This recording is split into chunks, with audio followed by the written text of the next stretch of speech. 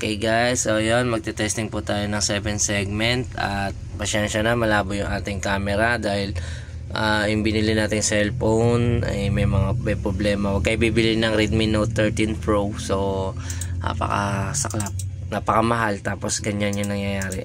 Okay, so testing natin, check natin yun kung naka-COM6.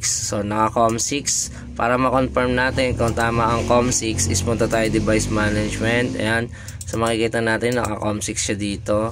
Okay na yan. Tapos online natin siya, so yan, online. Then okay, ang gamit natin ay CX Programmer, naka CPM2 lang po tayo. Then transfer natin siya to PLC. Okay natin. Yes, so magsi-testing tayo ng 7 segment from segment 1 hanggang segment 0. So ayan, transfer, testing natin kung good.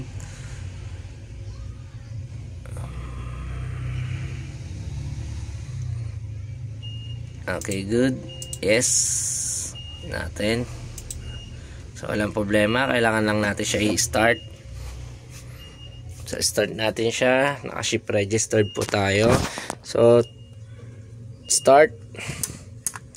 Tapos so natin kung tama yung bilang is 1, tama, 1 2 3 4 5 6 7 8 9 0. Kita ba? So patay natin ilaw. So yan, 1. Okay, 1 2 2 3 4 5, alawag kasi, 5 6 7 8 9 0. Okay, so good. Sabihin good yung ginawa natin. Then pwede natin siyang okay, namatay siya. So ano lang natin yan, pag ganyan na mamatay, so ko-connect mo lang ulit siya kung ko-connect siya. Kung hindi, pag ganyan siya nag-field siya, so bunutin mo lang ulit yung support, tapos isalpak mo lang ulit yan, tapos i-online mo lang siya ulit, papasok na yan, diba? Sabi siya. Tapos i-force on natin, try natin kung magpo-force on. So yun, number 1. So dito tayo, yan. So tingnan natin para maliwanag. Force on 1, force off natin 2, force on. Okay, 2, force off 3, force off 4,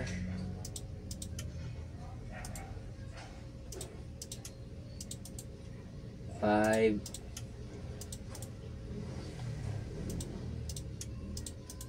6,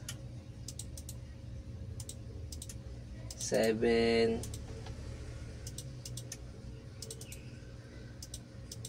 8,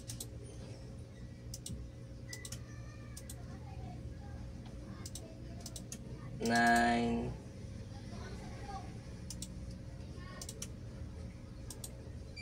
10, and last 0. Okay, so ayan, 0. Then force off natin. So yan. So ibig sabihin, working yung ating ginawang 7 segment. So simple lang yung ginamit natin, hindi na tayo gumamit ng kung ano-ano pa. So nakarekta po siya. Tapos 24 volts po rekta. Gumamit lang ako ng diode, ng resistor. So meron pong resistor. Okay, para po ma-step down niya po yun. Dahil 7 volts po yung ang ano nito, 7.5 or 8 volts. So na-convert natin to 24 volts pababa. From 24 volts power supply to 20 from 24 volts papunta po sa 8 volts o something 7.5 volts. So, ayan lang. Thank you for watching.